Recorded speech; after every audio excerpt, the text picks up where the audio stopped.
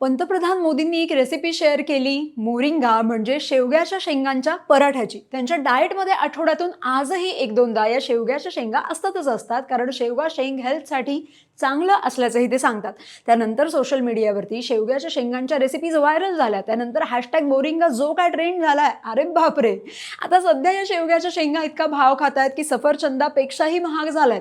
50 रुपयांना बाजारात फक्त 2 शेंगा मिळतात. राज्यातल्या बाजाराचं म्हणाल तर शेवग्याची आवक मर्यादितच आहे, पण दुसरीकडे शेवग्याला चांगला उठाव आहे.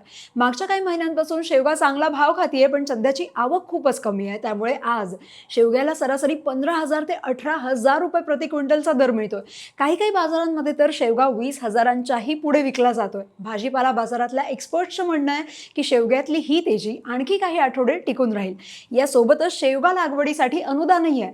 महात्मा गांधी राष्ट्रीय ग्रामीण रोजगार हमी योजनेअंतर्गत फळबाग लागवडीसाठी 2024-25 या वर्षासाठी अनुदानाला मान्यता देण्यात आली होती, ज्यात बांबूला सगळ्यात जास्त हेक्टरी 7 लाख रुपये तर शेवग्याला 1,33,000 रुपये अनुदान मिळणार असल्याचं जाहीर झालं होतं.